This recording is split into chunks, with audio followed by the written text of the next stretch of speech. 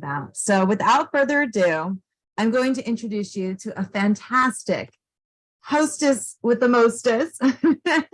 Right now, joining us, we have Inara, who is also known as the Galaxis gal. Inara Tabir is a science communicator and aerospace connector. She is the president of the Multiplanetary Society and executive director of Gaze in Space. Her work focuses on bridging the public and industry to secure our future in space. Coffee on the Moon is the new monthly segment, and it has been great so far. We've had so many good conversations. And if you missed part one of last week, you don't have to worry, because now in society, we record everything, and you can actually go to any of Foundation for the Future's social media channels, and you can watch it again. Now, in this monthly segment, Inara will be holding interviews to discuss our monthly topic and how this topic of reference, we can work together to be a multi-planetary society. Good morning, Inara. I'll let you take the floor. Good morning, Meredith. So good to be here. I've got my coffee in hand. Hope everyone else out there has their beverage of choice. So excited to be back with Conversations for the Future. And we have an amazing guest today, Sensei Dave Armstrong. And I'm going to just read the official bio, and then we're going to get jump started. So Sensei Dave Armstrong served 24 years in the U.S. Air Force in various positions, such as communications, NATO executive officer, and inspector general, working in top secret facilities such as Cheyenne Mountain, NORAD, Shriver Air Force Base, Schofield Barracks, Hawaii, and COAC 7 NATO bunker in Greece. Sensei Dave is currently an author, motivational speaker, CEO of Unlimited Potential Network Academy, and founder and director of a nonprofit that works with youth that are in detention centers, and he's semi-retired in beautiful Greece. Dave, thanks so much for being here. Thank you so much. It's so strange every time I hear my bio. It's like, did that guy really do all of that? It doesn't seem. And actually, I tailor it down a little bit. I'm just a person that I'm always on the go and always trying to do something good and better for the world. So anyways, thanks for reading that bio. I appreciate it. Absolutely. And like myself, you're also a former foster child, right? Indeed. Yeah, I hope we get into some of that. Yeah. For sure. You know, that's one of the things I encountered you on social media, and I was really inspired because you had come out of the same sort of background that I had in foster care, and you've done so much. I look up to you. And the fact that you've achieved, it doesn't seem like you're stoppable. No, I'm not. Yeah, that may sound. You know, a lot of people. I coach some clients, and a lot of clients that I have, a lot of people in general have a problem succeeding in life, like finding out what they're interested in, what they want to have become their why in their life, and then go after that. And I just, I've been fortunate to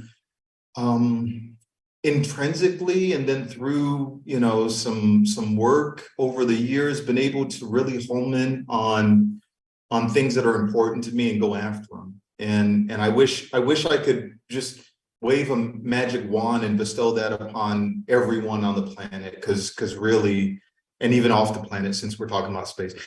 So I really wish that there was just one solution to one achieving their dreams. And I've been able to achieve just multiple dreams of mine. And it wasn't easy at the beginning, not having parents, growing up in juvenile detention and foster care and group homes, and being shuffled around in multiple schools, and all of the horrible statistics that surround our youth in foster care. And these are real statistics, not graduating high school, not getting college degrees. And, we all define success ourselves, right? But we don't intrinsically define success very often. We don't really, and when I say intrinsically, in our heart and soul, go, you know what, when I achieve this, I'm going to feel very good about it, and then work on the next thing and the next thing. Well, and you look at the statistics, the vision that we have for foster kids is often laid out from day one. Once you enter care, especially if it's long-term care, you're expected to end up on the streets or prostituting or dead early or on drugs. So these kids are basically fed into the system. I myself grew up in that system. I made it out. I've persevered, and I have kids I grew up with that are dead or ended up, chewed up by the system. I often wonder, going through some of the same experiences, why do some of us turn out successful and others don't make it? What was the key for you? Was the military a big part of that?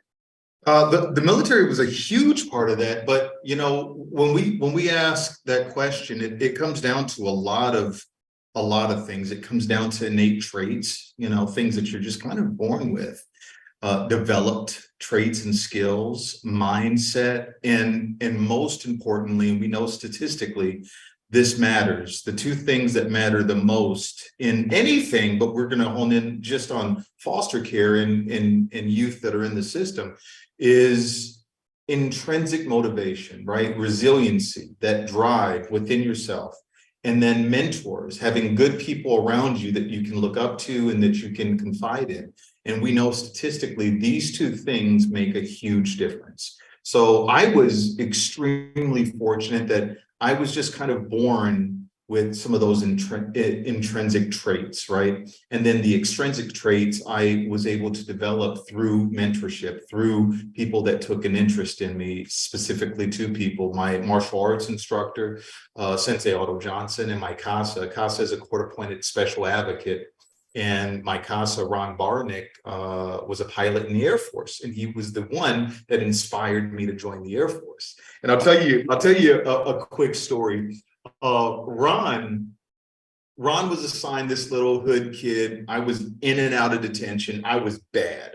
My first arrest was when I was 11 years old for armed robbery. And I got a copy of the arrest report and I put it in my book. So I have two books. One's Gangs from Gangs to Grease, and the other one is Why Me, My Fight for Life. And I put a copy of the arrest report in my book to make sure that people understood that this is real. And I'm not an anomaly. This happens a lot of times for kids that are 11, 12, 13 years old. And so Ron took an interest in me, and he made it his duty, his assignment, to try to change my world, trying to change my life. And he succeeded.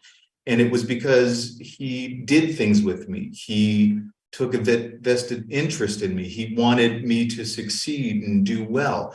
And he would bring me over to his house. And Ron had these little trinkets from all over the world, from Korea, Japan, Germany. And I would see these trinkets displayed, much like I have over here and throughout my house now. And I'd see these trinkets and I'd be like, oh, Ron, where's this from? Oh, Ron, what's this? And he'd tell me the story about, oh, yeah, when I went to Italy and I was riding on the gondola, and it opened up a huge world that wasn't accessible to some hood kid, right? And when it opened up, I said, man, I want to be a part of that. I want to see what it's like to travel to these places and experience these people and these things. And so it inspired me to join the Air Force. But that wasn't without its own difficulty, because you have to pass the ASVAB, the Armed Services Vocational Veteran exam. And so this test that you have to take, it's a minimum standard for all the Air Force or all the military, but each branch of service has a different standard that they're willing to accept. And the Air Force was the hardest of the branches. And so I took the ASVAB and I didn't score high enough for the Air Force. And we talked a little bit about, determination and success and perseverance and resiliency. And so I could have said, all right, well, I'll join the Army instead. And I almost did. The Army recruiters were hounding me. They were like, hey, come on. Navy were like, hey, come over here, talk to us. Space Force didn't exist back then in 1993. But the Air Force was like, sorry, maybe next time. But this really, really cool recruiter said, look, Dave, keep yourself out of trouble. In 6 months, you can retest the ASVAB. And during those 6 months, just study. He gave me a couple of study guides, references to study guides, and I went and checked out from the library. And all I did was work a little bit. I did HVAC, which I absolutely did not like. I'm not built for that. Even though I'm a big guy, I'm not built to be you know, Yeah. hammering ducts into the walls and ceilings.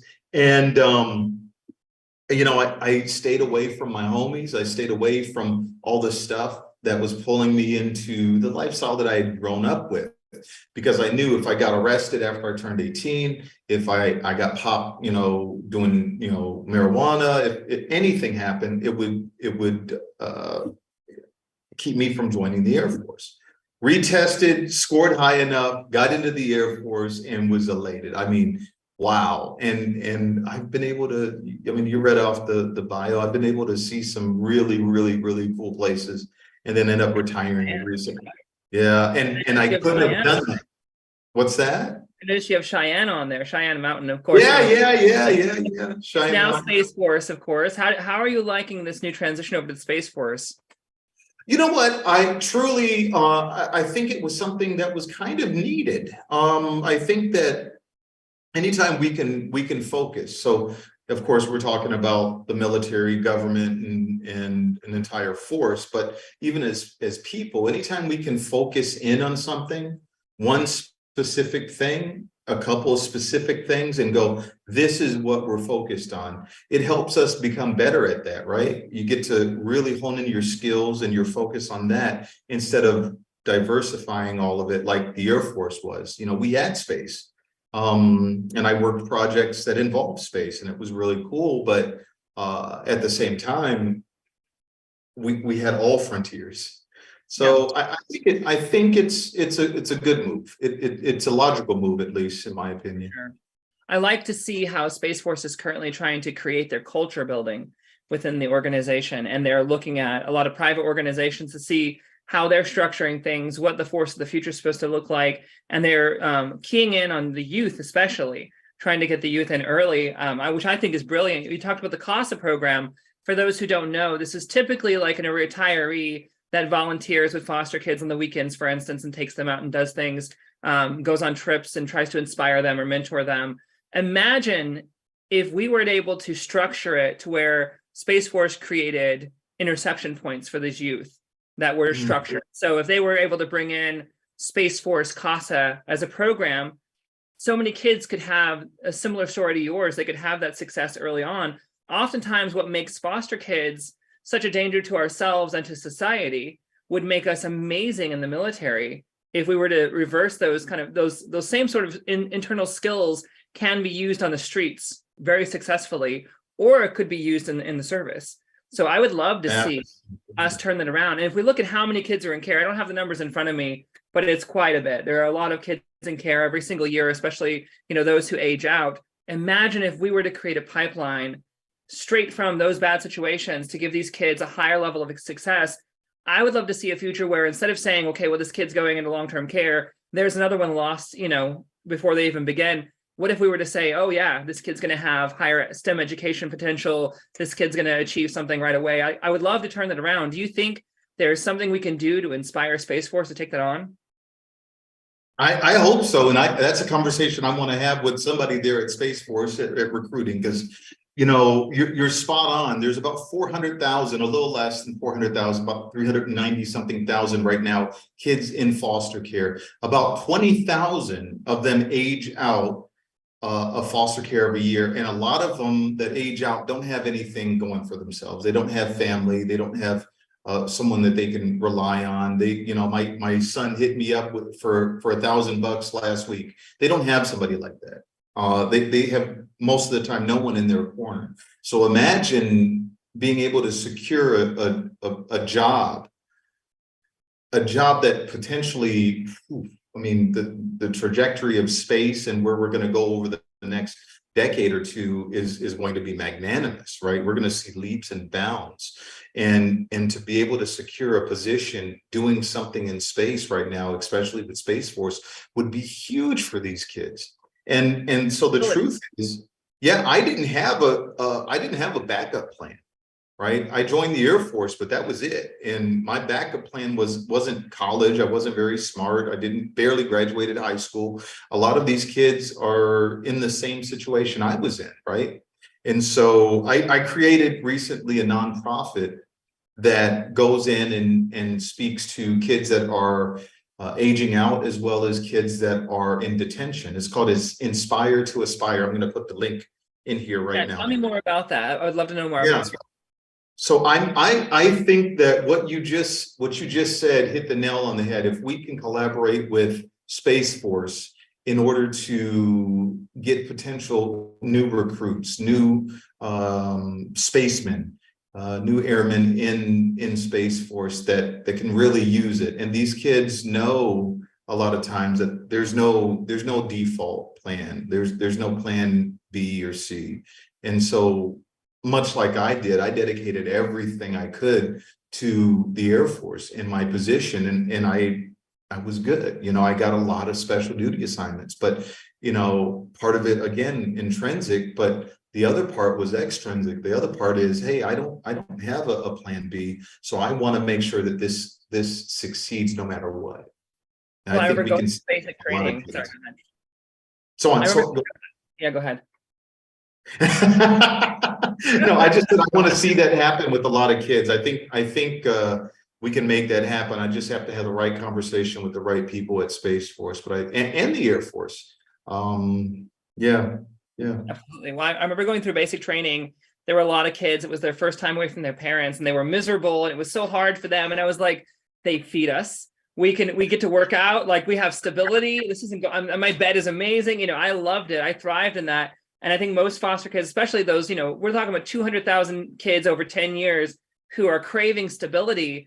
The Space Force could be mother and father for these kids. You know, like, I give them that stability. We give our loyalty there. So I think we can turn a situation where really this destabilization of our youth can turn into a national security threat really easily, because these kids are going to find stability, whether that's in the cartels or the gangs or some other avenue. So if we were to create a pipeline, and we know that this isn't going to change anytime soon, really, foster care reform is historically almost impossible. It's very hard to get it, especially across the board. So if we can find some way of establishing that pipeline, we could turn what is potentially a national security threat into a national security advantage. I agree. Yeah. I think you're spot on. That's a great conversation. And I know it would work really well, and it would save a lot of lives. I know it.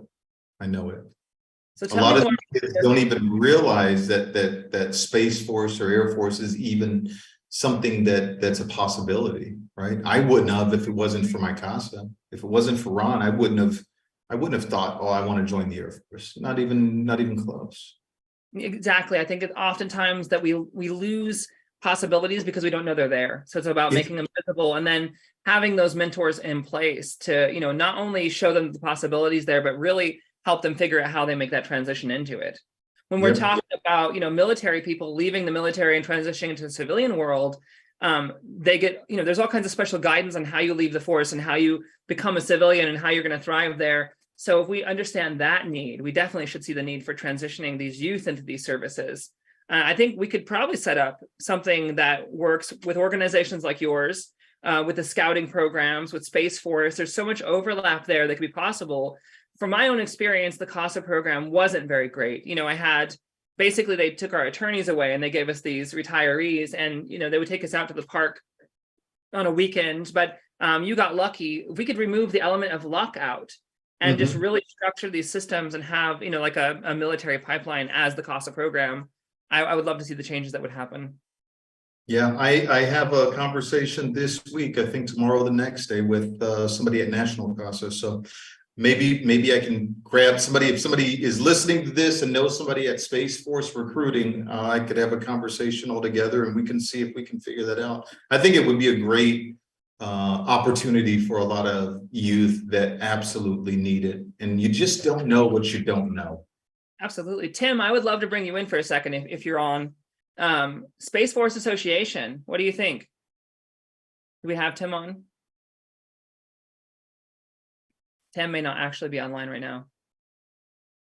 Okay, so we do have connections to Space Force Association. I would definitely love to connect you to them to see what kind of magic can be worked there. We have about 5 minutes. I'd love to have some questions. If we have any online or you're here in the room we'd like to ask, you can go ahead and unmute and talk to Dave directly. Hi, this is Sarah. I'm the Director of Partnerships at SFA. So if if you can reach out to me, I will put my LinkedIn. Well, hi, Sarah, and thank you. How are you? And then you? Life is perfect. No complaints at all. Excellent. All right. I'll look for your link here. Thank you. Uh-huh.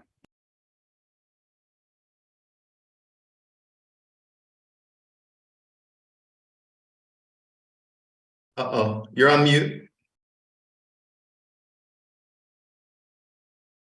Oh, sorry about that. Sarah, I would love to get some feedback from you. What do you think about this idea of networking Space Force with organizations like Dave's?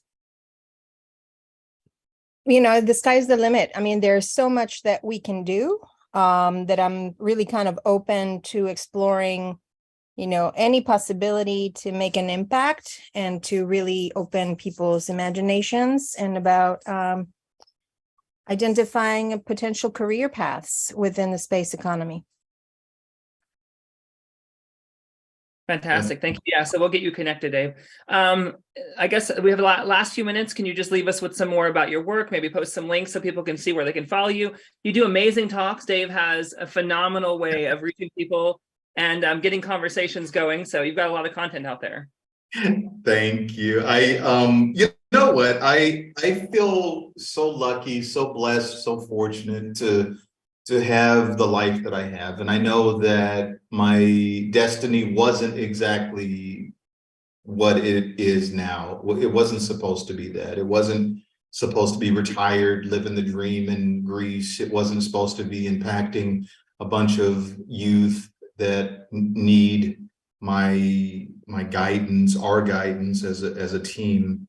It wasn't this life that I have, and it's not an Instagram life, but I built it, and so can anyone else. And I just love to see people thriving and succeeding, especially those that were dealt just a bad hand at life. We didn't get to choose our parents. We didn't get to choose our hood. We didn't get to choose anything, our skin complexion, or our nationality, or where we grew up, what country, what city, what trailer park, what hood. We didn't choose these things.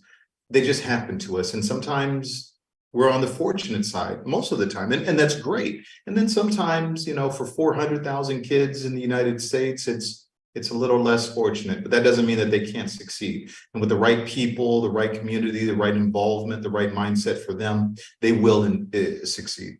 I guarantee it. So, a lot hasn't changed in foster care over the last 10 years. And before I go off to the next existence, I'm going to make a dent in the statistics and the overall program. No joke. Like, things will change because of these conversations and what we're doing now. Absolutely. And I believe that the symbiosis here is that we can make a huge dent for these youth, but we can also allow these youth to make a massive impact for their communities, for their nation, with what they bring to the table, with their unique skill sets and ability, hyper focus, hyper awareness, these kind of things that are embedded in long-term care that you learn to survive. So I'm looking forward to, how we can work together. And thank you so much for joining us today. My pleasure. My pleasure. Thanks, everyone. I put my link to the Inspire to Aspire Youth Empowerment Program. If anyone's interested in a nonprofit or even helping out or connecting with the right people as Sarah did, I appreciate you all. I wish everybody a great week and great day. Absolutely. Enjoy that sunshine in Greece. Send some our way. Yeah, it's beautiful here today. Ciao, ciao. Thank you. Bye-bye.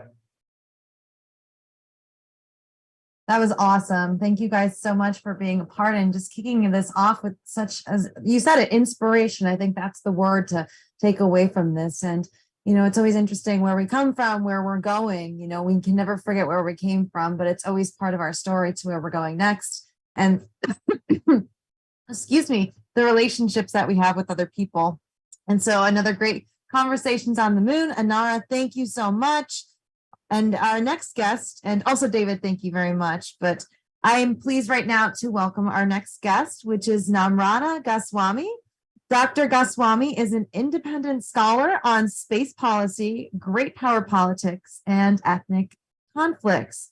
She teaches at Thunderbird School of Global Management, Arizona State University, and a guest lecturer, Technology, Society, and Governance and India Today class, Emory University. After earning her PhD in International Relations, she worked as a research fellow at the Institute for Defense Studies and Analysis, New Delhi. She has been a visiting fellow at Peace Research Institute, Oslo, Norway, La Trobe University, Melbourne, Australia, and University of Heidelberg in Germany. From 2012 to 2013, she was a Jennings Randolph Senior Fellow at the United States Institute of Peace in Washington, D.C., and was awarded a Fulbright Nehru Senior Fellowship. In 2016, she was awarded the Minerva Grant awarded by the Office of the U.S. Secretary of Defense to study great power competition in outer space. In April 2019, Dr. Goswami testified before the U.S.-China Economic and Security Review Commission on China's space program. She also has a book, The Naga Ethnic Movement for a Separate Homeland, Stories from the Field, which was published by Oxford University Press of March 2020. Her co-authored book, Scramble for the Skies, The Great Power Competition to Control the Resources of Outer Space, was published October 2020 by Lexington Press, an imprint of Rowman and Littlefield. She gave TEDx talk explaining her work and life at the Rosa Parks Museum in Montgomery, Alabama, and currently she is working on 2 book projects on space power and China's grand strategy. Dr. Goswami, we're so happy to have you today, and we're very excited to hear your story and start your conversation. Thank you, April. April, there is a sound of a lawn mower. Can you hear it? I'm so sorry. Oh, this is Meredith. April. Oh, Meredith, can you hear it? At my background, there's a huge lawn mower. I'm in an Airbnb and they are decided to clean up the entire front yard. Is it coming through the sound? I think you sound great. So yeah, just keep doing you and we should be fine. Okay, Meredith, thank you so much. And thank you for that wonderful introduction. I'm sorry I missed your name. I was so nervous with that lawn. So forgive me for that. All good. So what I'm going to do today, and I was really happy to listen to Sensei Dave Armstrong's presentation, especially what he and Inara pointed out, that it really doesn't matter where we are from or where we come from. What matters is what we bring to a particular conversation, including what we bring from our experience. And so before I give my presentation, I would like to point out that I grew up in a very small town in Northeast India, which is one of the remotest areas of India. And I remember when I was young, we would lose power a lot of times, and we would actually go without any electricity for a week or so. And despite that, we as children had so much excitement about the stars and what it meant.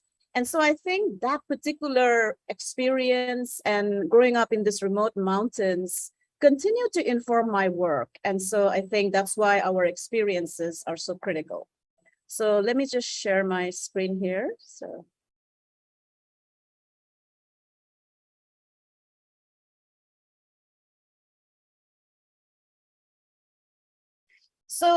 today, when you think about what I'm working on, so as Meredith pointed out, I'm working on 2 book projects. One is on great power politics and looking at especially how China views space from a grand strategic perspective. But I'm also looking at how different nations, for example, Australia, New Zealand, Japan, the United Arab Emirates, Nigeria brings to the table in terms of what are their perspectives in regard to space and the futures that they want to actually envision. So in my faculty role at the Thunderbird School of Global Management, what I teach my students is this graph. So when you think about the space policy process, what I have noticed across different societies, cultures, as well as different states, is that first, societies identify a particular problem. And by problem, it's not what you think about from a human problem perspective. They identify a problem in terms of what technology is required. What is the technology going to bring to that particular society? And once they identify the problem, which is a lack of a particular technology, for example, an independent launch system, say if you want to go to Mars or the moon, they then go about forming a policy. So it's really critical, if you think about it from the United States perspective, that problem identification. Why are you interested in a particular space goal? What does it bring to your society? What does it bring to your national security? What does it bring to your diplomacy? It's really critical to identify. Because if you do not have an identification of a problem, you might end up investing on the wrong missions and might not have that long-term advantage that particular society might get, especially democratic societies. Then once you have a policy formulation, it's really critical to see how it gets adopted. So which institutions adopt it. For example, when the US established a policy for a separate space force, it was then adopted by the Department of Defense, and then it resulted in a separate space service. A very similar story can be told about NASA. And then finally, you look at policy implementation. So it's not enough to have identification. It's not enough to have just formulation or adoption. You also have to have an implementation process. And finally, you have to evaluate your policy. That is, how effective has that policy been? And also in terms of how that impacts a particular society or a state. So in context, keeping that in mind, how does the US space program bear out today, and what is the focus of the United States space program in the future? So what I have noticed from different space documents in the US, starting from the Junior Bush administration to the Obama administration, followed by the Trump administration, and now with the Biden administration, within the US, there is a growing recognition that space is a very critical enabler of infrastructure for society across the United States. And so there is a growing focus on space development and utilization. This is different from the Cold War, where space was about prestige and showcasing a particular technological capability vis-a-vis another nation. So that's a very critical pattern. Second, and this is something that is growing across different administrations, there is an increasing focus on cislunar space, which is the space between the Earth and the Moon. So the United States under the Biden administration just released a cislunar strategy where they argue that the awareness of the Moon, space situational awareness, looking at whether you can have economic return from the Moon, is going to be a very vital part of space futures. And that's something that is new. The Moon was before viewed as a place where you go to and come back. Today, the US is actually pointing out that the Moon becomes a critical component of a pit stop, if I may, to get to Mars. And then, as I said before, there is civilian focus, a lot of focus on infrastructure, given the fact that we use space for GPS, navigation, ATM transactions, e-education. So there is a growing focus in that regard. Then there is a huge focus on commercialization. In fact, the United States today has one of the most advanced commercial space sector. We have our own independent reusable launch capability. We have the ability to have imagery from space to commercial sector. And also now there is the interesting policy implementation stage where NASA is giving out commercial contracts to US commercial companies to develop the Moon from business or profit-making perspective, but also through the Artemis Accord, there is a push to show how we can actually benefit others as well. And then finally, there is a huge push for space regulation and space norm building, including a push for banning anti-satellite weapons. So that's how the US space program has evolved in the last few decades. Now, I also study China. And so if you look at China's space program, China views space as a part of their grand strategic thinking, by which they argue that space is a very critical component of national strategy. It's very critical for their power projection. And so that's a shift that has happened in the last few years. In Chinese strategic culture perspective, investment in space is a legitimate and a very important national security investment. So space is critical for China's ability for nuclear command and control, for navigation, for sending out troops or unmanned underwater vehicles, for example, in the Taiwan Strait. And then space is also viewed as a critical part of regime legitimacy, national security, and economic development.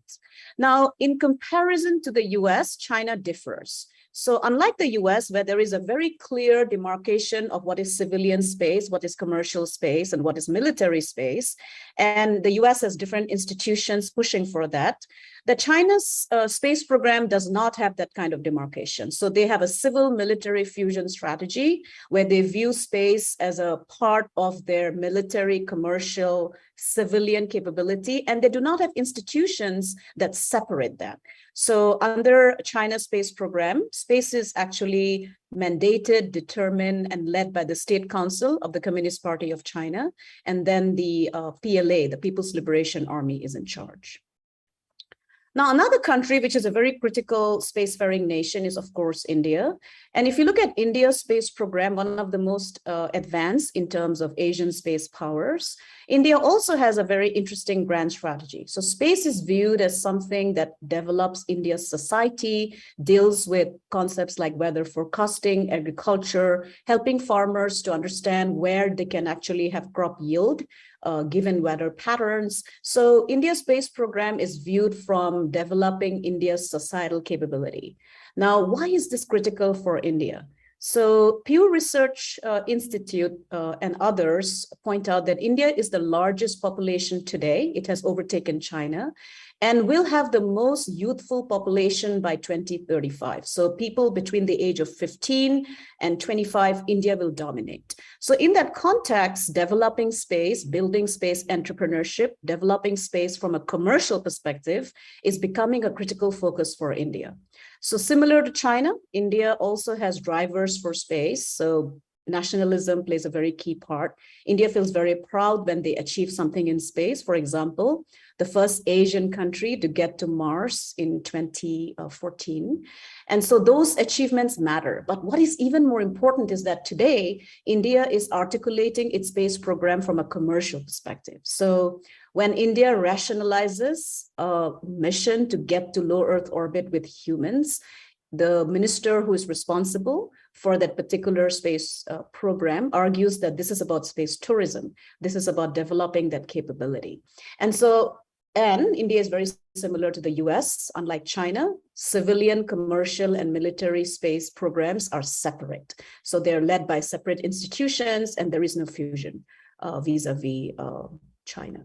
Now, India and the US has a very strong partnership. Recently, the Biden administration agreed to upscale space collaboration, including what is the most interesting development. NASA is going to consider Indian commercial companies for their lunar program, and in fact, to develop lunar capability. So that's something that is a new development in the last few years. Finally, before I open up for an interaction with Meredith and the audience, middle powers. So there are countries that do not have the capability that the great powers have, for example, China, India, or the US. But middle powers also play a very critical role. So United Arab Emirates has one of the most advanced space programs. They want to build a city on Mars by 2117. And their argument is that even if we don't achieve it, what we are going to achieve is developing our youth and our scientific temper that will have many spin-off space technologies. Luxembourg, which is a middle power in Europe, has the most advanced space mining legislation that they established in 2017 that enables a company that sets up shop in Luxembourg to actually benefit. Japan, I think, is going to change the game this year. So a Japanese company called iSpace is on its way to the moon as we speak. And they're going to attempt the first commercial landing on the moon by April. And guess what they're doing? They're actually extracting resources on the moon and selling it to NASA as in a pre-agreed contract. And the argument is that that is going to open up the moon for business. And so if they succeed, they're going to become the first commercial entity supported by a Japanese space mining that actually solves the problem of ownership as well. So Japan's mining legislation says that if a company can extract resources and can keep it, they own it. And so it resolves some of the issues that international regulations have. Now, United Kingdom and Saudi Arabia just agreed to develop space-based solar power together. You know that Saudi Arabia has exited the Moon Agreement, which means that they will also build a business case for the moon, and the Moon Agreement does not enable some of the private sector activities. And finally, Australia. Australia is also hoping to take advantage of the future in space and is building their own spaceports, has established a separate space agency, and wants to play a very critical role in determining the space regulations and the norms of responsible behavior in space. I think the United Kingdom is where a great example of building normative frameworks to ensure that given the great power competition as to who is going to control the resources of outer space, there is concern that it might lead to militarization of space. And so the United Kingdom has actually built a proposal at the level of the United Nations General Assembly called 7635 that is about ensuring that space is not militarized. And they have several countries that have agreed to have that conversation with them. So finally, what are implications? So since I deal with implications in terms of US space policy and national security, and Inara and Sensei Dave had spoken to this as well, I think what is critical is that the US space policy is about civilian development, about going to Mars, about developing the moon. But what is important is that there are also implications if the United States does not have the capability to deter or to secure their assets in low Earth orbit or geosynchronous orbit, given the fact that both China and Russia have anti-satellite weapons. And as you know, both of them have tested it, and the Ukraine conflict tells you how much strategic collaboration is there between them. And so the first implication is that the United States needs to have that capability to secure its civilian assets in space in case there is an escalation of conflict. Second, the United States really needs to have an industrial vision and a vision of economic development of cislunar space, because what is important in the future is which particular political regime, democratic, representative, inclusive, or a very close authoritarian system will lead that particular discourse. And so the US really needs to have that game in terms of what vision they want to offer. Finally, the United States is a great power. So whatever conversations in terms of national security or space the US has, the audience is not just Americans. I think there is sometimes a misunderstanding that the conversations we have or the policy high-level conversation, the audience is the US electorate. Actually, almost all countries follow the United States in terms of its discourse and are curious as to how the US is going to offer that particular inclusive future. And so that has to be always kept in mind when the US either establishes a space force or whether it establishes a space policy vision, that the audience is international. So I think I'll stop there and look forward to your questions. Thank you. Great. That's so interesting. And, you know, I think what's the best thing about these conversations is they always can go in so many different directions, and we can clearly feel your passion behind this. So I guess my question for you, I'll start the conversation, and then of course, everyone else that's on here and watching, we've got about 12 more minutes. So jump in, let's get some more of these conversations going. What is your best advice for people that, you know, want to get more involved? Because as we know, there's so many ways people can get involved, whether it's participating in an event like this or actually going out and doing something. But for somebody that may just be on the brink of interest, because we know a lot of people are just getting bitten by the space bug, what would your interest be to kind of follow what you're doing and to get more and more into this thing we're creating? Yeah, that's actually a great question. And I think this is the right time for more people to get involved, because there is this explosion of a desire for democratizing space, right? Going beyond just a few astronauts to opening it up. So there are three ways that anybody can contribute more. One is that there is a lacunae in terms of skills, right? And by skills, I mean, there is a great demand. And I have seen this in my travels across different nations, that nations are starting to develop space as a critical infrastructure, as an inspirational goal. And they're looking for young people to join them, not just from STEM, but from any field, right? I am not educated in STEM. My background is social science. So there are different ways. So first, you can be an engineer, you can be a rocket scientist and contribute to a space program. Or you can be a policy person who studies space policy. Or you can be someone who wants to set the agenda. For example, if Meredith, you are interested in how the US space program should be conceptualized, you can write about it, you can give speeches, you can actually write to Congress. So that's the first way. The second way is more on the ground, right? So one area where there is a huge demand for contribution is space law.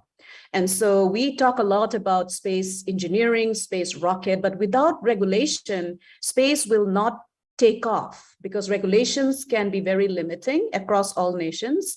So I think to understand that, what we can do is create more educational awareness, as well as create, for example, a process through which US regulations, Chinese regulations, Nigerian regulations are understood, because space is, after all, a province of humankind, right? And then finally, I would say my third point is that if you are passionate about space, and I've seen this in my conversations across the world, you have to pick your niche area, right? What do you bring to the table?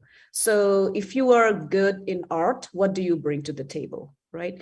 If you're good in science, which area in science you want to contribute to? Not everybody can be a launch company, right? There is a supply chain, so identify that. And I think those are the ways that there could be much more contribution.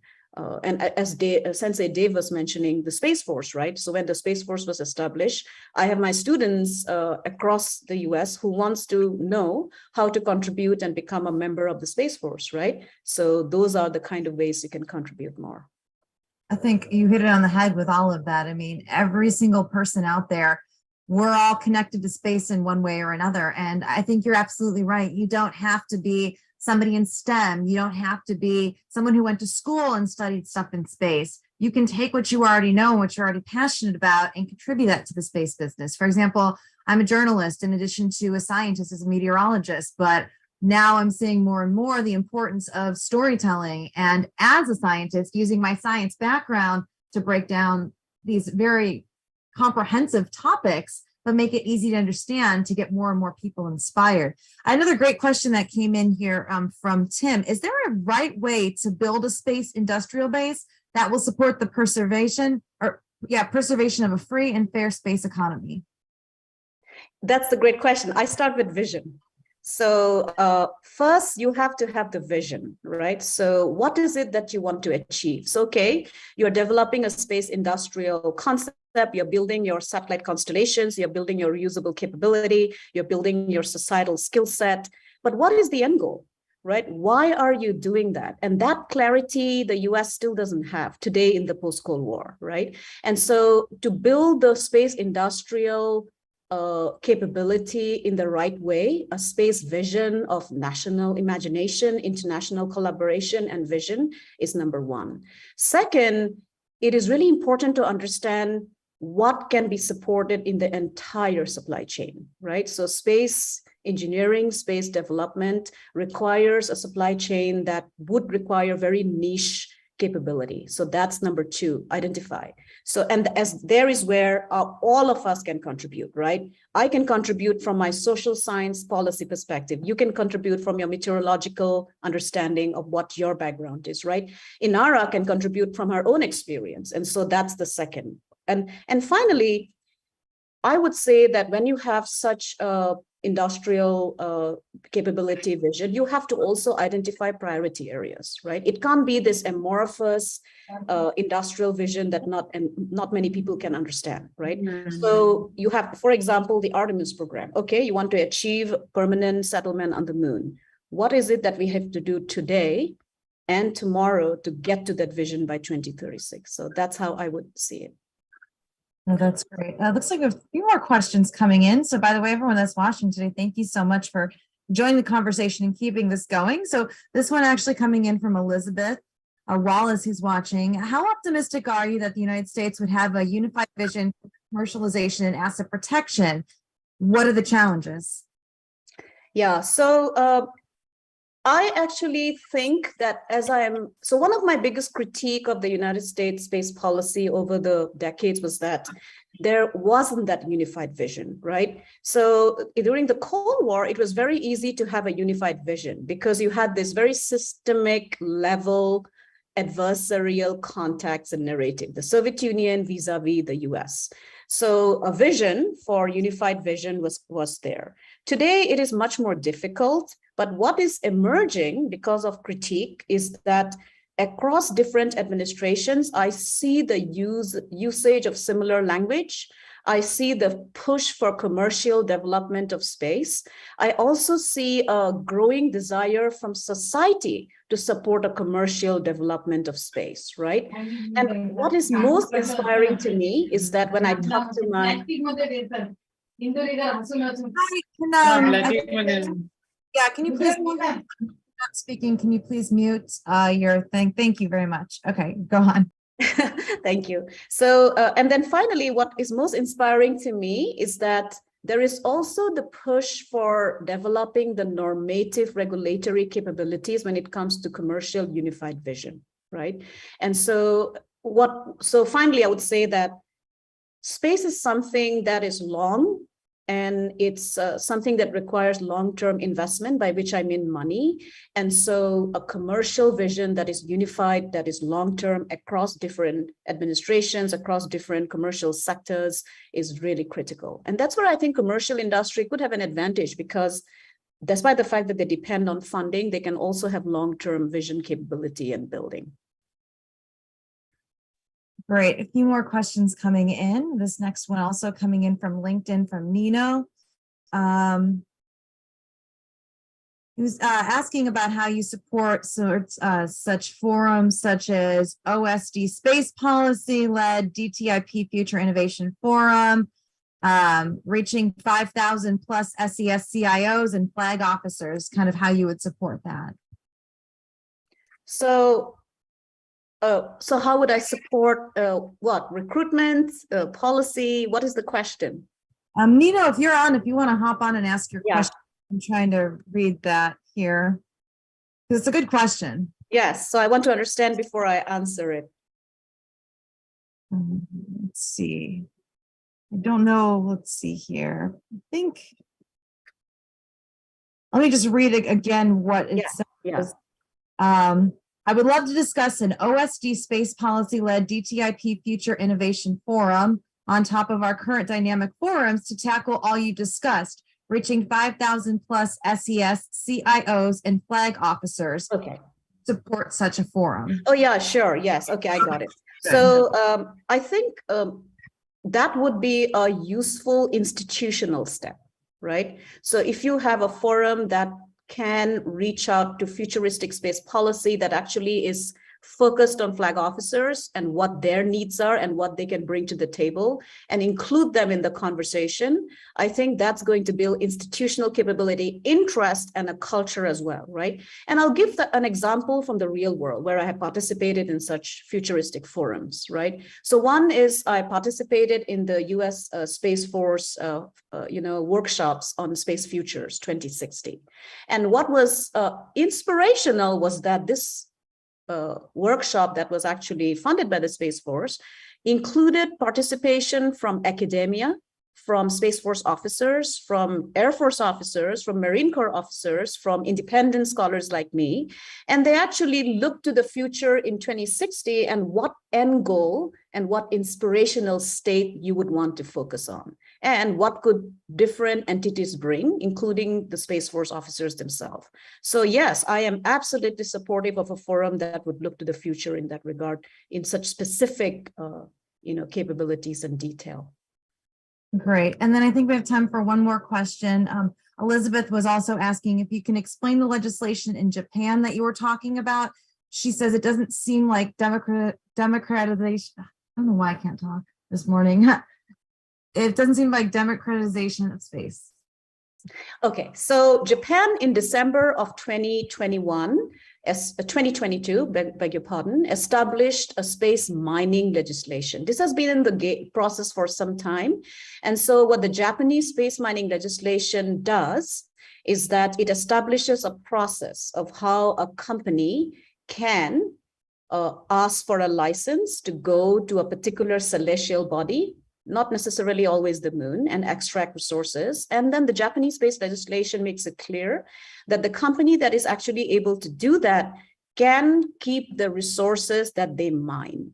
Now, what is even more interesting from the Japanese position is that they point out that the Outer Space Treaty does not allow national appropriation or sovereignty, but it does not stop you from utilization of space, right? And so the Japanese argument is that we are actually building into the democratic process by offering companies an ability to do a utilization business, project, and do it in a democratic regulatory way. And we are also meeting our outer space treaty obligation, right? So in the outer space treaty, the words utilization is there, and there is nothing in the outer space treaty that stops you from extracting a resource and keeping it. The only thing it does not allow is that a Japanese company goes to the moon and says, this area on the moon is our sovereign territory. You cannot do that, right? And that's why some of my research, including my conversations with colleagues across the world, is that how do we make that process more fair, right? Because today, the country and the company with the most capable economic resources can do it. There could be a first-term advantage, right? And they can keep the resources, and some of the resources like iron ore, platinum are worth trillions of dollars, And so how do you make that process more equitable? The Moon Treaty had provisions within it, but then almost all spacefaring nations are not treaty members of the Moon Agreement. So we probably need new regulation to deal with that particular future. Awesome. Thank you so much for joining us today. And of course, if you think of any other questions, you can always drop them in the chat or reach out. She'll be on social media, on LinkedIn. Thank you. I have one last question when I got dropped in. May I join in? I think we're okay because Tim's going to be wrapping things up. So if it's a quick question, we can just take one final question. Yeah, that's fine. No, because I got brought in just now for a question. Hi, Doctor, how are you? It's Nino Marcantonio, and I really, really love what you're doing across the world. Would you be interested in talking about how you could support our forum at the Office of Secretary of Defense for policy space? It's so important what you're doing, your work to bring in this kind of conversations to the senior leadership that we have around these forums that we have created over the last 4 years. How would you like to support that? We can talk offline. I'm sorry it's so late with the question. So the way first of all, I'll have to have an idea of what the forum is going to be focused on. I think there are already interests, and you mean the Office of the Secretary of Defense, right, Nino? Is that what you mean? And the Pentagon? Exactly right. Yes, we have already. Okay. Yeah. So there are already, forums that look at futures within the Pentagon. There are already those, but they're also looking at it from a very threat assessment perspective, right? But what is interesting, Nino, is that in the recent years there is also a push by the Secretary of Defense, Lloyd Austin, to actually write on regulation and norms and responsible behavior in space as well, including for Space Force officers and flag officers that you mentioned. So a conversation around those issues, a conversation around what operational and what national security requirements are critical vis-a-vis what's happening in other countries. How do we ensure that while we utilize space for military command and control, communication, we do not weaponize space, which is a very critical, concern of mine. So yeah, I would be very interested in supporting such conversations, but I would want to know from you, how are you envisioning that idea? Which unit within the Pentagon you think you are reaching out to? And so, Sure. In spirit, that's a great idea. I'll reach out to you and tell you all about that. Then we'll thank you for the time, and I'll be in contact with you via email. Okay. Sure. And I'm on LinkedIn too, so feel free to connect, or if you're connected, just message me. Thank you. Already connected. Thank you. Okay. Thank you. Yeah. I'll talk to you soon. Bye-bye. Awesome. Thank you so much. And Namrata, thank you so much for joining our conversation today. Such a great day, right? A lot of great topics coming out. We are really getting conversations going. We're starting new ones. We're retouching old ones. And next up, as always, I look forward to this as much as I look forward to our emails from Tim Chrisman from Foundation for the Future. Tim, it's always a pleasure to introduce you and to hear what you say next. And I think you have some really important updates now we're going to talk about. And Inara is actually going to come back on and join us, and I think do a little fireside chat. So we are looking forward to this next part of our conversations for the future today. Tim, take it away. Thanks, Meredith. I'm also excited to find out what I'm going to say, which is how writing my weekly emails goes. I'm like, I don't know what I'm going to write today. Let's find out. It's an adventure. So you find out almost the same time I do. Well, good. Yeah, I know there's a lot of exciting things going on. I mean, we're heading into spring now, so lots and lots to talk about. Yeah, no, it's true. And I wanted to, hit on a couple things before we get going that Namrata was saying about, first off, the STEM workers and that being sort of the stereotype around space jobs that, hey, you need to be a rocket scientist. We've got plenty of those. We've got tons of those. Namrata is one of the only people talking about the geopolitics of space right now. And it's not because we don't need people talking about it. It's because she is interested in it. She has the skill to talk about it and the background and is just doing it. And that's what we need more of, is people who have an interest, have experience related to things that touch space, to just start. And I think you'll find that there is a real appetite, especially around content creation and thought leadership, to be talking about these things. Namrata is an expert in her own right and has earned that. And she did that over years.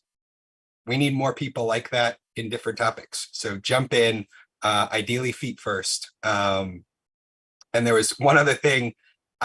Somebody asked a question about the Japanese legislation and, doesn't that undermine free and fair space?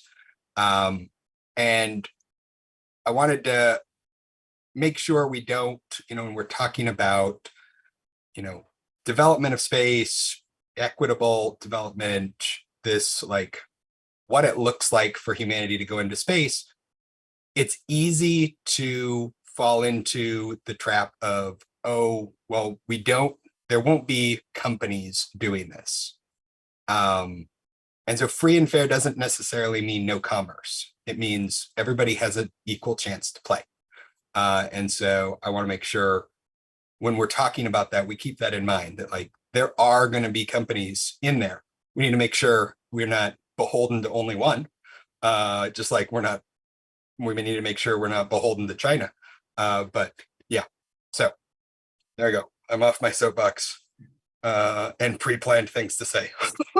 I love your soapbox, though. You talk about making space boring. It's one of my favorite things that you say, because I think we've kind of written ourselves into a corner in some ways. When you look at the genesis of the space movement and the way that it arose in America, there's a saying that Frank Herbert has: every revolution carries within it the seeds of its own destruction. Yeah. And we see that we created DARPA and NASA as part of our national defense plan, and we made astronauts larger than life, and we made space unattainable to the average person. And so it was glorious and people worshiped it, and they went and had barbecues together and watched launches, but they didn't feel like they could play the game. So now when we're trying to wedge the A into STEM, people are like, let's call it STEAM. Let's make sure the artists can come there. I'm like, well, let's make sure the plumbers can get in too. Yep.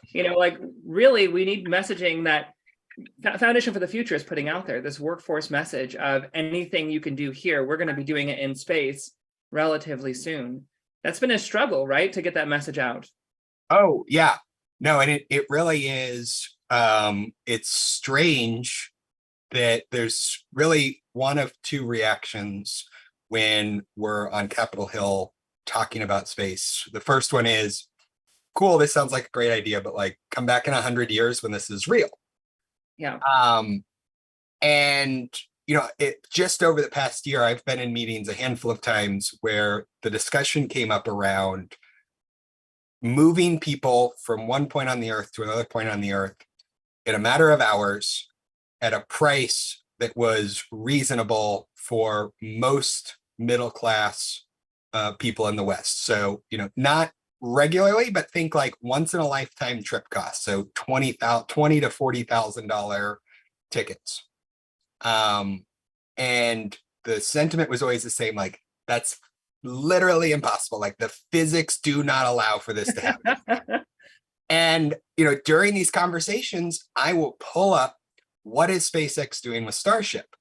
And when one of those conversations was happening, the Starship, the last booster that they were doing the wet test on, was being fueled.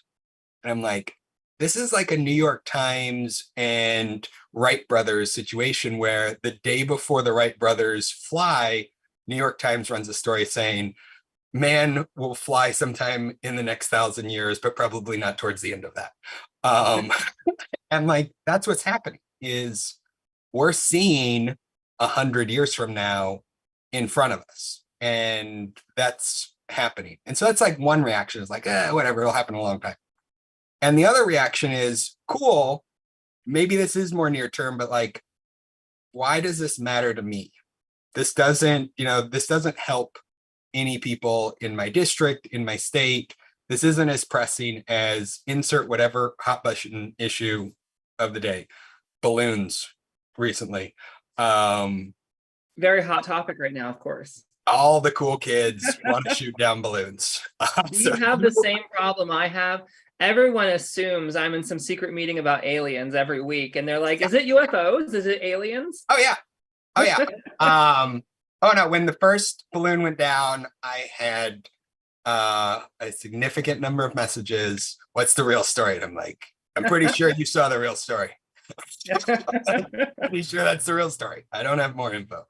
If only we could get that kind of buzz on point-to-point flights from SpaceX and the globe, that'd be great. Oh yeah. And I think that, as just in the same way that over the last 18 months or so, as more and more people have been going to space, it's been more normal to be like, oh, I'm going to, a launch to watch people take off. It's no longer like, what? You're doing what? When Starship starts doing that and sending people to the moon later this year, early next, like now all of a sudden, it's a lot more normal. Like, oh, wow, we just doubled the number of people who have flown by the moon in I think we're going to need a watershed moment. Like, yeah, I do enjoy like the zero-G flights and the suborbital flights, but to me, and this is all in all due respect to the people doing that amazing work, it feels like a trampoline, like a gimmick to me. And I think the public, while there is some buzz over someone went up for 4 minutes and floated and came back down, it isn't quite making space real for people. So it's going to take some moment where we plant some sort of facility on the moon, or we do something bigger than just these suborbital flights. What do you think it's going to take before people start prioritizing it in the general public in a bigger way? I guess the constituent thing, right? Get the constituents to make this relevant to the people above them. I think people are going to start really thinking space is becoming a thing when they see name brands in space, and not just like Tide sent up detergent to be tested on the space station, which, okay, cool, whatever. Astronauts need to do laundry too, they smell. But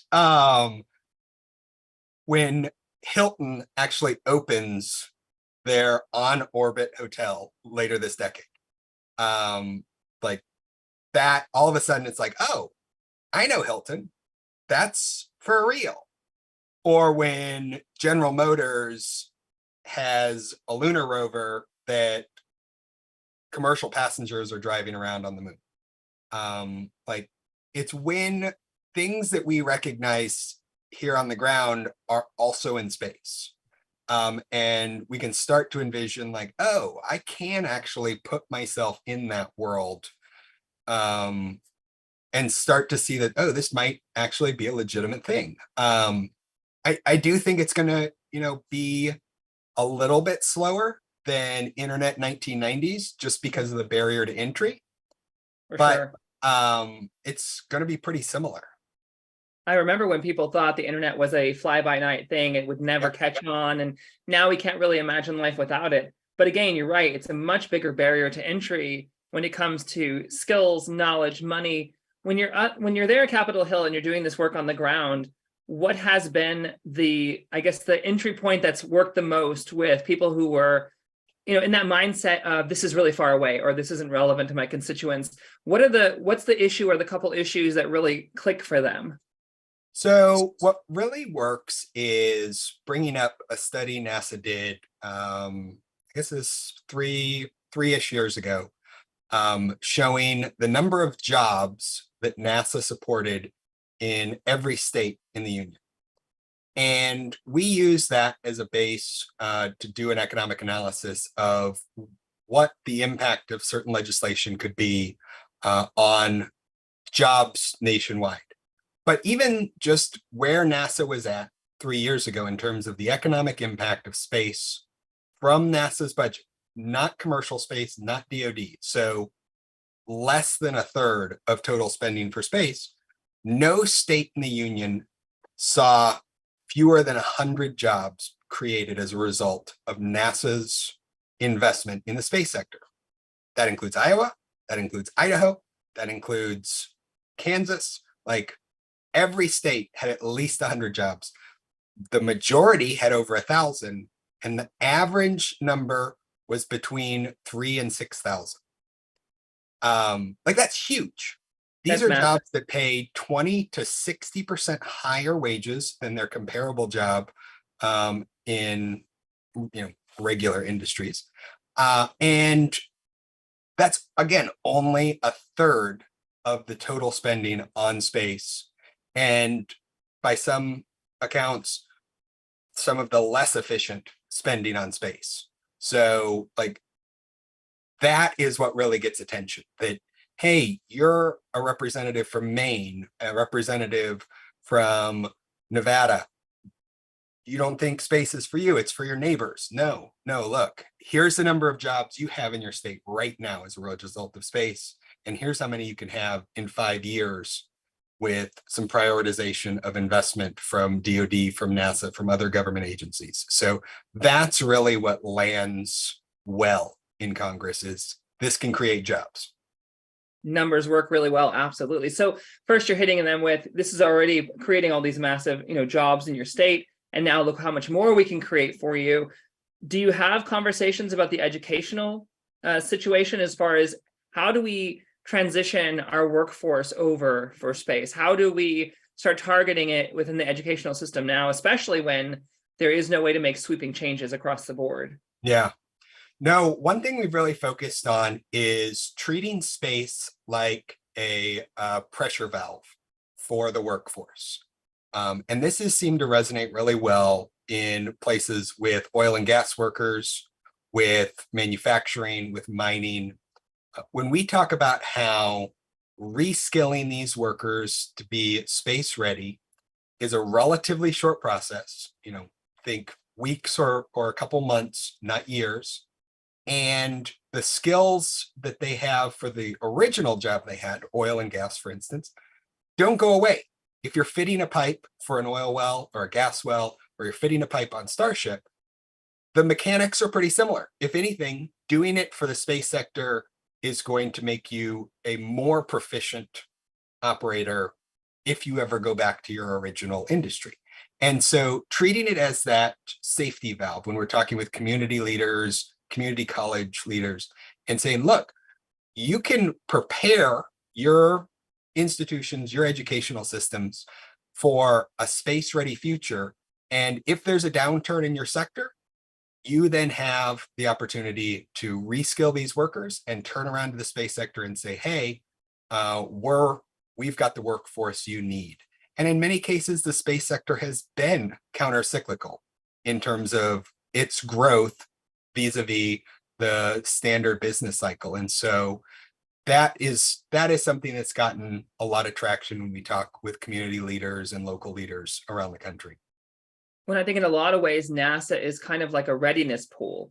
So a lot of the work, a lot of the projects that are being done from the outside can be argued to be wasteful and aren't really going anywhere. But really, it's like keeping that entire industry on retainer for the future that we're trying to build out. We could probably make the case that if we do this right, if we were to create a transitional program for all these industries for space, that we could create a readiness pool in the private industry outside of space and have that ready to launch whenever we need to. You say a turnover of a few weeks. That's pretty amazing. Yeah. No, and if there's, one thing we've learned with this conflict in Ukraine, it's that if the industrial base loses the capacity to do something, and I guess we saw this with the pandemic too. It's more prevalent with the defense industrial base with Ukraine right now. If that skill or the companies that do the work have atrophied because they only need to supply enough ammunition for training needs, that's a 3 to 5 year process to get it back. And so we're seeing a lot more interest now here in DC that to figure out how do we ensure that A, we're not wasting a ton of money, but we're still able to ensure that there's this on-demand capability to ramp up production in case of a conflict. Because there is this sense that the US and China are going to do what the US and Russia is doing right now in just a matter of years. And so how do we make sure we're ready? And again, this goes back to treating the space sector as that relief valve. Hey, if you have space workers who can double as machinists at an ammunition plant, it's probably a useful thing to keep them employed in the space sector until you need to ramp back up production of ammunition. No point just buying tons of ammunition. You can keep these people ready to go, making rockets. Similar system. There's an explosion at the bottom, sending something up. So absolutely. So you mentioned COVID. One of the biggest things I think we learned from the COVID experience was that the supply chain is so vital and that we haven't done enough to secure that and keep it safe. Looking forward into space, I think we're going to run into another problem if we don't plan ahead for that critical supply chain that's going to be necessary. What can we do to prepare, to get that supply chain ready so that when we turn the key and the engine goes, we have what we need going out in front of us? Yeah, I think a lot is going to depend on how much can we do in space.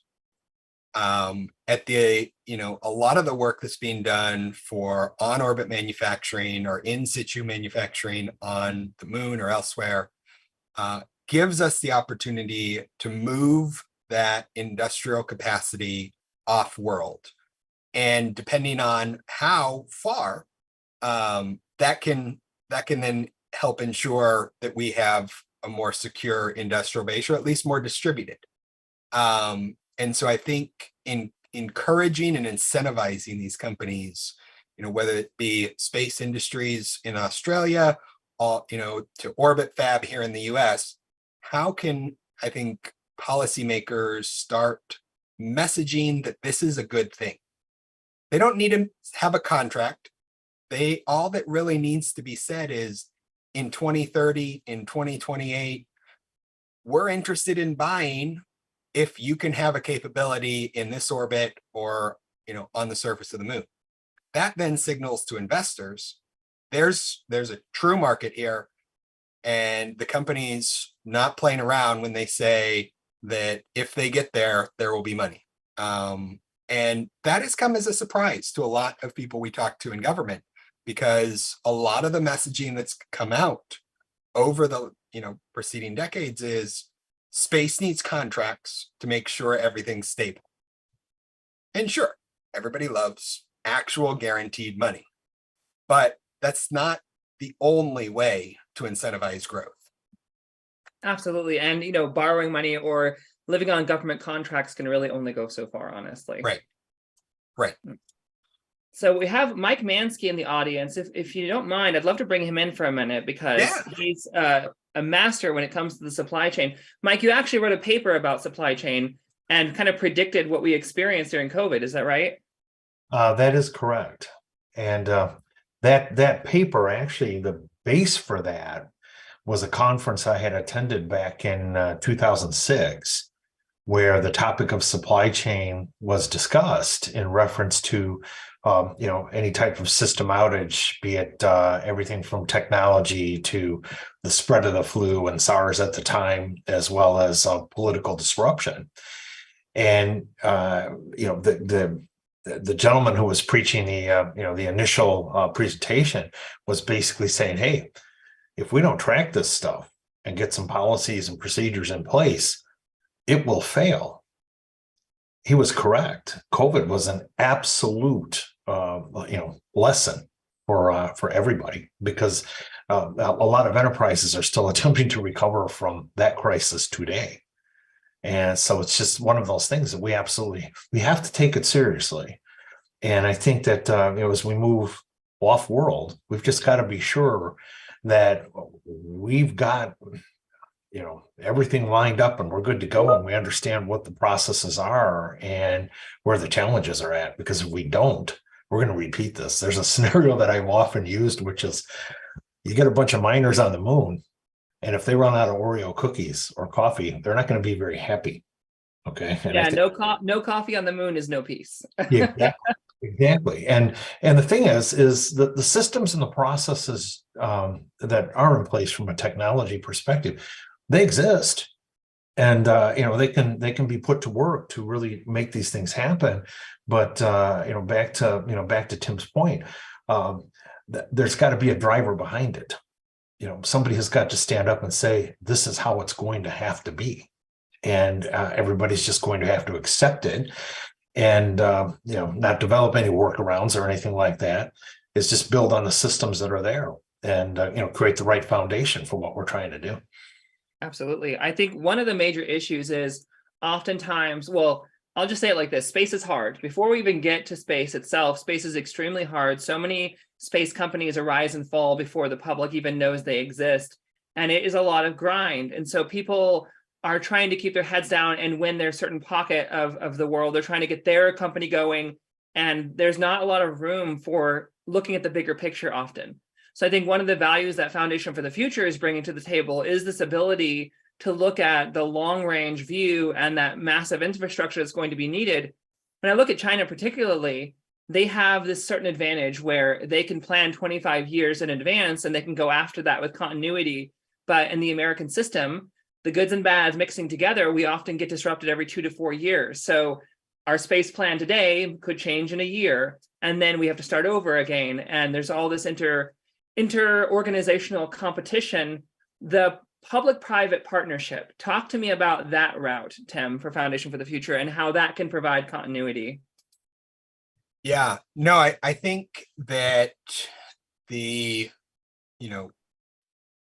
absolutely right that there's this seesaw, and seesaw is not even a fair term, because half the administrations don't seem to care about space at all, and the other half just kind of push it along. So maybe it's more of a swing than a seesaw in terms of tipping back and forth. But that is where I think public-private partnerships can really come into play and set up architectures where these partnerships, whether it's for workforce, manufacturing, commodities exchanges, investment, that no single one of them is dependent on government money.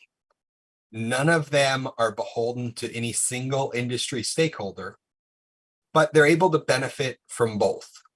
That the government contracting vehicles that move through them, the government, the access to policymakers that the companies have, helps smooth out a lot of this volatility. And if there's one thing that investors, well, not all of them, most investors dislike, that's volatility. Some of them like it, with their little AI automated trading tools, but whatever. Most of them don't like volatility. They want to smooth out those returns. And so if there are ways to do that can leverage that connection to government and still move at the speed of industry, that's really that sweet spot. And so that's a lot of what we advocate for when we're talking about investment, we're talking about workforce, is how do we set up these enduring institutions, even if it's just an informal coalition to start? How do we set these up so that they can endure and work across party lines, state lines, international lines to really move this ball forward? And it's really about resiliency. So I'm looking at the private industry, and for a long time, I thought this is how we're going to do it. It doesn't matter who gets into office or what party's in power, where the polarization is happening. The private industry is going to, be motivated by the market and keep us moving and have a trajectory that makes sense. But then we see right now, Elon Musk is no longer the sweetheart on Capitol Hill. And in fact, he's kind of becoming persona non grata pretty quickly. So there isn't really that resiliency there on the private industry side. Can we build an organization that can create that coalition that could truly be insulated from those polarizations, from those destabilizations? Yeah. And I think the key is to, insulate these organizations that we build from the partisan politics. And so one thing that's been done in the past is any appointments to run government organizations are offset from presidential cycles. And so, whether it's the postal commissioners, the FCC commissioners, FAA, a lot of these are set. So, even if it's every 4 years, it's halfway through a presidential administration that the appointment's made. So that's one way. So to sort of give that balance of both sides. Another way is spreading out who does the appointing. Some positions require Senate approval. Some are just presidential appointees. Some of the things we've designed also give the House of Representatives appointment positions. And so now every body of government, except the judiciary, we left them out, gets a say in the people who are running some of these organizations. But at the end of the day, I think that having those appointees do the running of the organization is going to end up being the problem. Government still needs to have oversight and input into these public-private partnerships. But if we let government run them, it's just going to slow things down. It's going to end up being sort of a new shiny version of existing contracting systems and processes, because that's just the template those government people are going to bring to it. They're going to talk to their friends who, share the FAR or other contracting rules, and it's just going to be how it works. Versus if it's a business person, they're going to bring the processes they had. Nothing nefarious. It's just, it's the nature of the machine. Yeah. Yeah. So Nino, are you still on the call? Yes, I am. Very, very interesting. So no one knows the siloing issue with the government like you do. Talk to me. What is your perspective on this? How can we help build out continuity for our vision in space, going forward? What are some things we could bring to the table? I think the what Tim was saying is absolutely brilliant, and those are the challenges that we're going to be facing against the China that throws money at everything so fast and scaling. So the public-private partnership as a service. Think about what we're doing at the forum to create the ecosystems like Tim and all of the people that have the same drive, mission, diversity, bipartisanship. Those are key things for the United States of America in this moment in time, the next 5 years, to set up. The DTIP is a little blimp, right? It's me, Thomas, and 70 Inaras, and God, Jesus, I have Tim. I'm so happy to be able to, come in and talk about these things at this level. But, being there and having the impact on doing it, if a small guy like me can do it, imagine if we put everything together like Tim just said.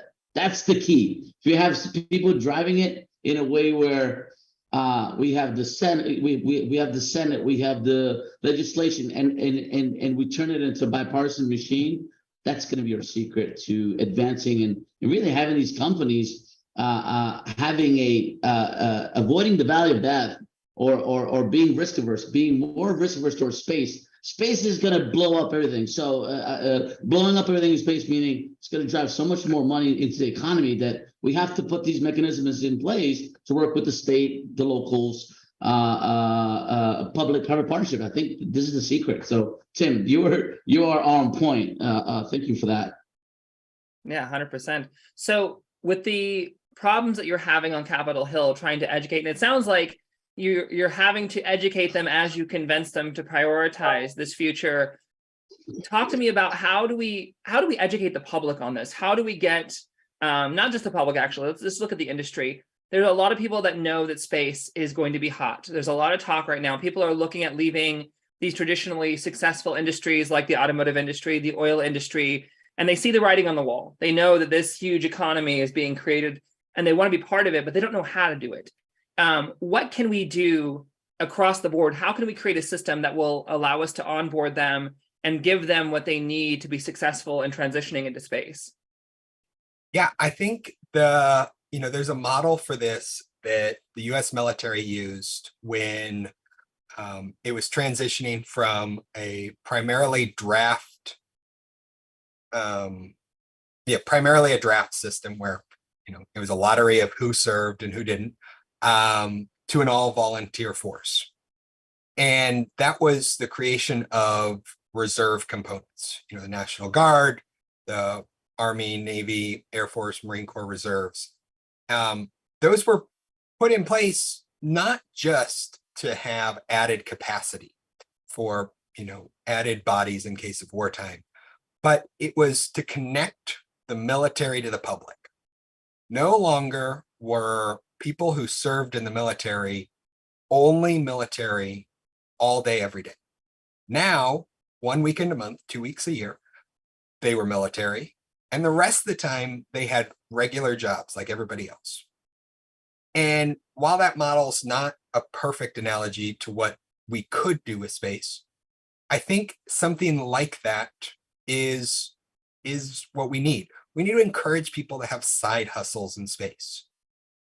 You are an automotive executive, great. Have fun, build great cars. You are a content creator making art, great, keep going.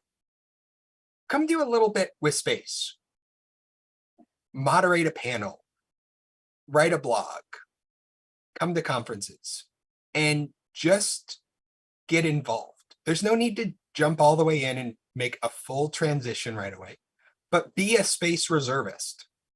Be there and start to learn about what it is that is really engaging you about space, because that's going to inform you on what it is that you can really start to add value. I cannot add value writing books. Namrata can. I'm not interested in it. I like talking. I like writing stuff. But once it gets over about 500 words, or if I need to know what I'm writing in advance, I'm not your guy. But that doesn't mean I shouldn't be talking about space or shouldn't be writing about it. It's letting my interests and proclivities sort of guide me to what works. And that, I think, is something that a lot of people end up feeling guilty about. That, oh, this is easy for me, like it should be hard. Maybe, but if it's easy for you, it probably means you're good at it. And it may be that most people aren't. Some things that I get told I'm good at, I'm like, I don't understand. This is just what I do. And people are like, no, it's like weird. I tease people all the time that, like, hey, if you want me to speak for something, give me 3 minutes notice. It's not a joke. I would like 3 minutes notice. I don't need more. And that's not bragging. It's because we're both going to find out along the way what I'm going to talk about. And I'm okay with that.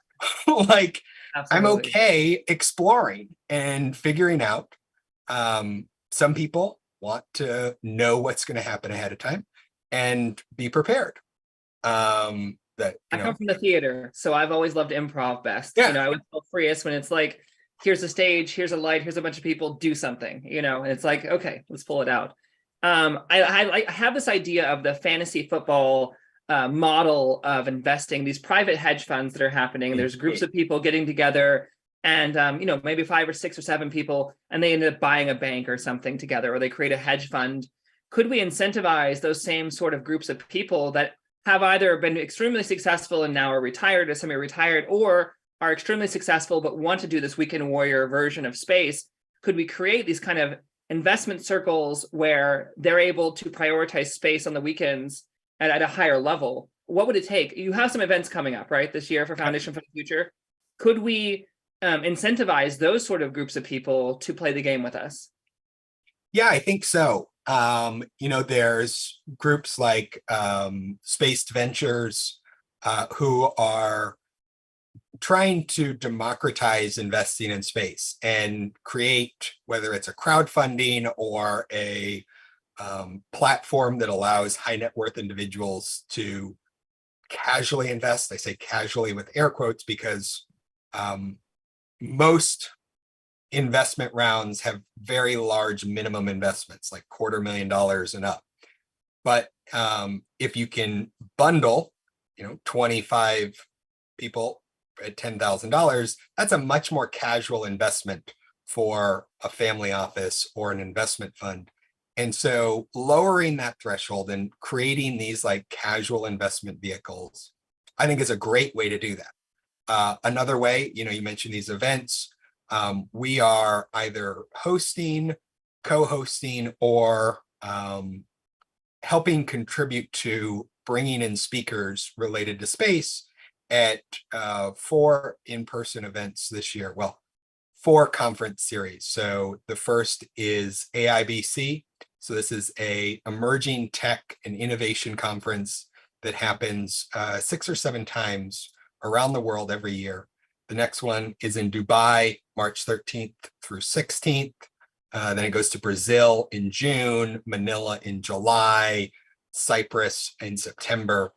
And it really helps connect those innovators outside the standard innovation hubs. This isn't Singapore, this isn't Silicon Valley, this isn't London. But they're still high profile, fast-paced, exciting events. I think Gary V is speaking in Dubai. If anybody doesn't know who Gary V is, Gary VEE is his last name is much longer than that. I think he's Ukrainian. But a phenomenal marketing mind and just a great all-around human. But so we're partnering with these different events, AIBC, SALT. We're hosting a reception on the sidelines of South by Southwest next month. And a media group that I'm a contributor to is putting together a space investing conference in October. So that's Skytop Strategies. I put the links in the chat to the different events. But really the whole idea is go where space isn't and talk about space. Go to these places. SALT's a crypto heavy event, but ostensibly it's about alternative investments. Last year, there was stuff on longevity, on psychedelics, on 3D printed meat. Most of the content was still blockchain, Bitcoin, crypto, words I don't know. And I felt really dumb, so I left and ate bagels.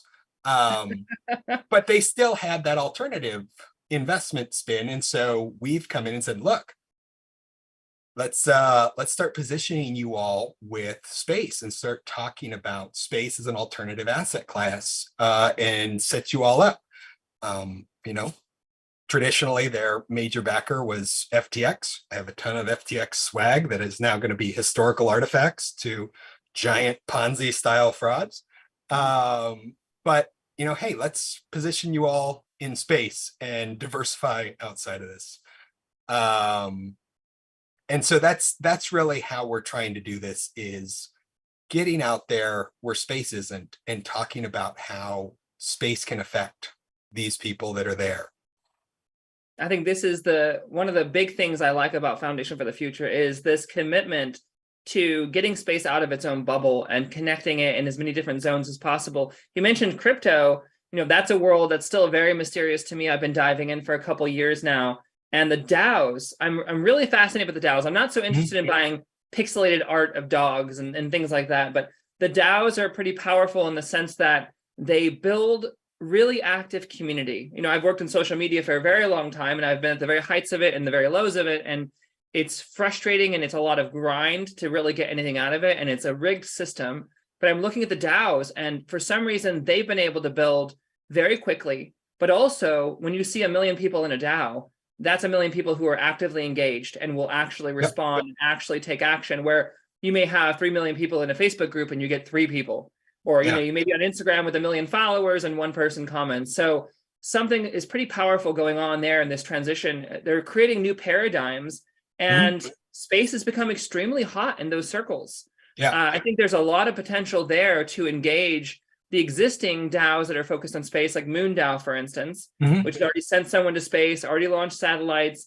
In one way, I really think it's the newest revolution. We saw, government space from NASA and DARPA. Then we had the revolution for private space, and now we have this new space revolution where it's really detached from the market. And so when I look at the investment models in the DAOs, it isn't about those traditional models of risk and exit. It's really almost theological or ideological. If they like what you're doing and it's cool enough, you may get the funding. Yeah.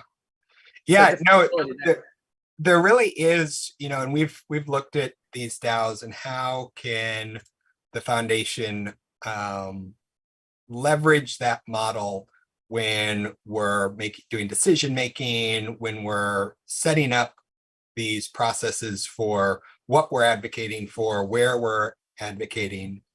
And I agree. I really think there is a useful, this is a useful mechanism to really engage the community and get more traction around people who are, committed and engaged. And you're right. When you talk about the investment model, there is, investment in space is clearly working. The venture capitalists, the billionaires, there is a level of investment that's going into space that was unheard of even 3 to 5 years ago. But it's still not quite right. And I don't think the answer is just, we need more government money. I do think there is a need for changing a little bit how some of that early stage investing happens. Not necessarily just, throwing money at innovators and their ideas and hoping it works, which is a crude and semi-insulting way to describe venture. But in a lot of sectors, that is what happens, especially when there's a boom. Often like throwing mud against the wall, for sure. Right. There's this almost hyperactive nature to venture that once things start ramping up, then good money just starts being thrown after bad. With the operating concern being, we don't want to miss out. We only have to get 1 in 10 right. So let's just, hopefully some of this sticks. And so over the last year or so, I've been talking with a lot of people about how do we fix this? How do we not replace what's there? What's there is grown and evolved and is doing a lot of great things. And we're seeing that a number of these venture funds that have been successful with their early funds are, 10xing the size of the next fund, which is fantastic because that's what's needed. But there really needs to be something at the beginning of that funnel of how do we start just software style iterating on ideas and just churning these things out that in a way that's supported, in a way that's got the expertise around the business processes, because a lot of these innovators have great ideas, but they don't, they're lucky to find a checkbook most days. Yeah. It's not an indictment. They're making, warp drives and, fuelless propulsion. Continue. We'll find somebody to find your checkbook. Don't worry about that. You're wasting your time, honestly. And so there's a handful of people that I'm working with right now to stand up an organization to help start that flywheel at the beginning. There's a lot of incubators and accelerators. I think somewhere like 6,000 to 8,000 of them in the US alone. Wow. That provide a lot of mentorship for innovators, but not technical due diligence and technical validation of the ideas. You may have an idea and get accepted to Y Combinator. When you come out the other side, your idea may not be any more technically refined than it was when you started. Now you're going to be a much better business operator, what we want to do is that technical validation and alongside the mentorship and coaching, and really build teams around ideas that end up being successful. And Yeah, at the end talk of to the me day, about Venture Studio. what? So this would be Venture Studio then. This would be a venture studio. Yeah. Okay. So yeah, definitely. Help me understand where you're at in that process and where it's heading in the next year or so. Yeah. So we're in the process of standing this up and negotiating with a handful of technical founders or people with great ideas to bring them in to the early portfolio and start to form that nucleus of what will end up being 5 to 8 companies a year that we run through a program where we systematize the accounting, the marketing, the all of the back end processes that have to be recreated every time you make a company. We systematize all of that and spend 6 to 8 months of the year for each of these companies trying to break the idea.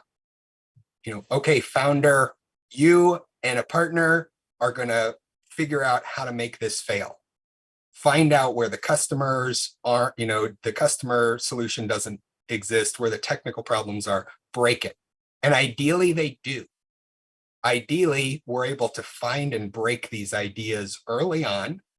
And if the problem's correctable, we can correct it. If not, great. Now we've got an innovator who found a great idea, ran it to ground. They have closure. We can put them on a new problem. And rather than the traditional, here, we're going to deploy money to 10 to 20 companies a year and hope one of them gets it right. We want to devote a lot of time and effort into 5 a year in the hopes that 5 of them get it right. So really you're midwifing, you're midwifing this experience and you're ensuring that they have enough lead time or lead room to be successful. So it's not just a good luck, I'm going to throw you off the bridge and hope you swim. It's more like I'm going to teach you and walk you through it and get you there. Yeah. And the idea is Sarah, it is like an entrepreneurs in residence program, institutionalized. And the idea is a lot of the overhead that comes with starting a new company, that could be spread across 5 simultaneously, like a seed stage company that doesn't need a full-time CFO, doesn't need a full-time HR person.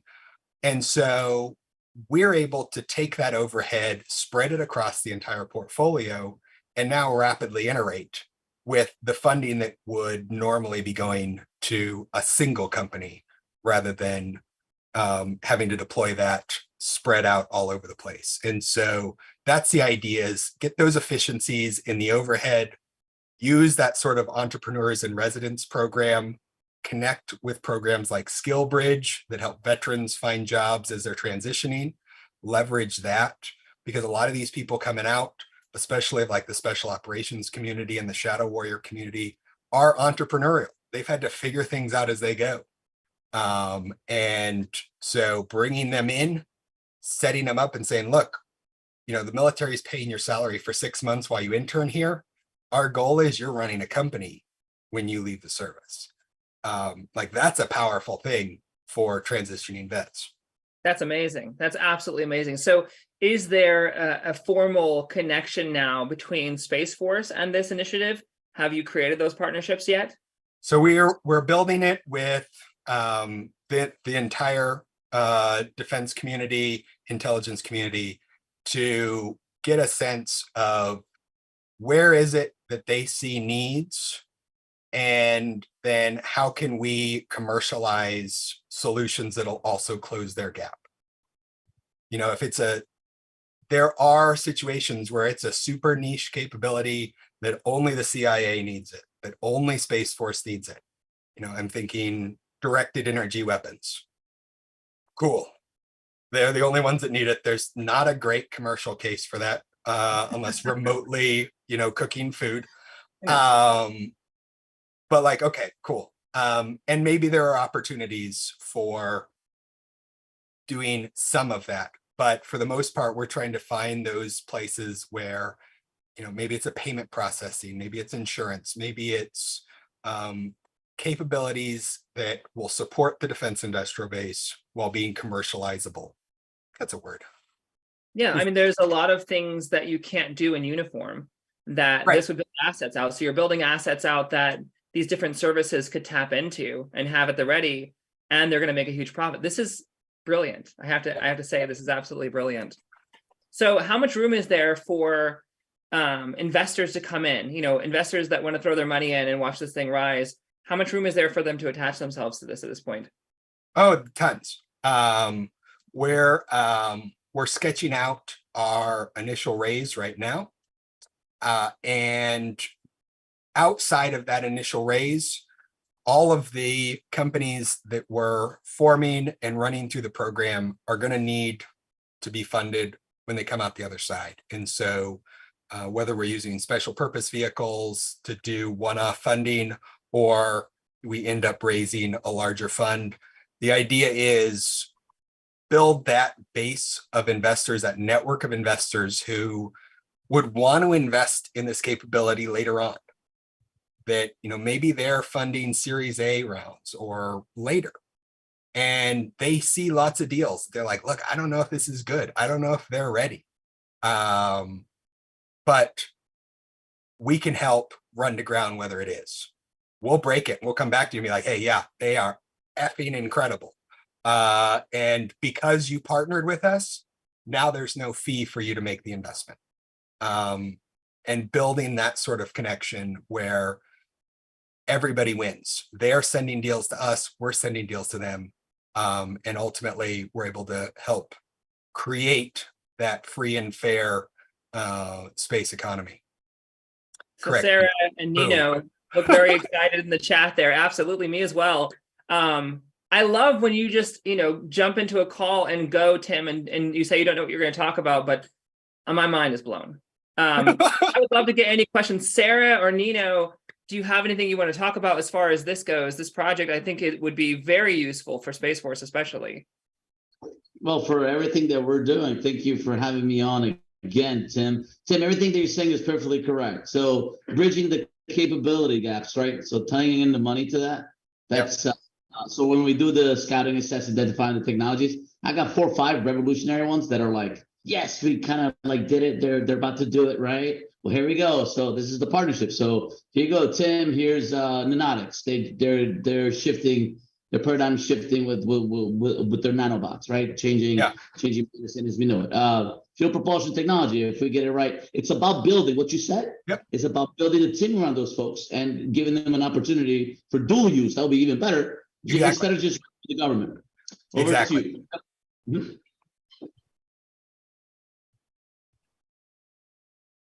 Absolutely. So any other questions? If you have any questions, put them in the chat, or feel free to jump on and speak directly with us. Mike, from your perspective, you come from the world of business and technology, especially global business. Looking at what Tim's talking about, what is your perspective on it? If you're still with us, Mike.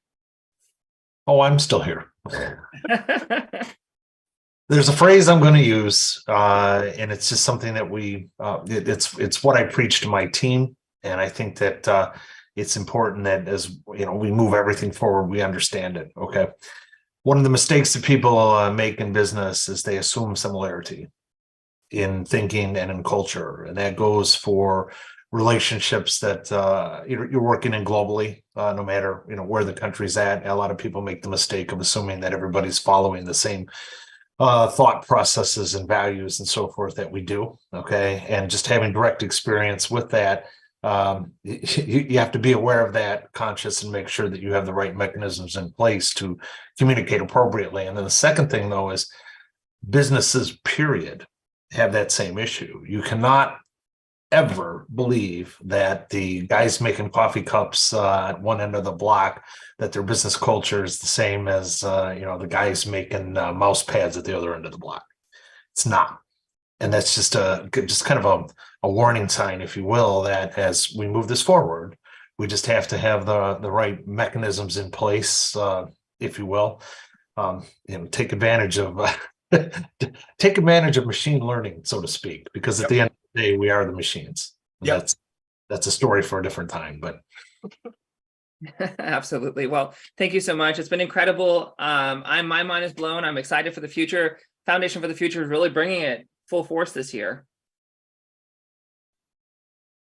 Oh, I agree 100%. And that was such good conversations. That's why I think we keep doing these conversations, and all the topics, they're new every single month, and it's getting people excited and it's starting conversations and connecting people, whether it's here or whether it's on LinkedIn or in person. So Inara, thank you so much. Tim, thank you so much. And everybody for being here today. Just keep a lookout for our next one next month. And, we always appreciate your feedback. And I think everybody's kind of put their LinkedIn in the chat. So feel free to reach out, say hello, ask questions. At the end of the day, this is what we're doing and we're helping each other out. So this concludes our conversations for the future today, and look forward to seeing you next month. Take care, everybody. Thanks. Take care. Thanks, Meredith.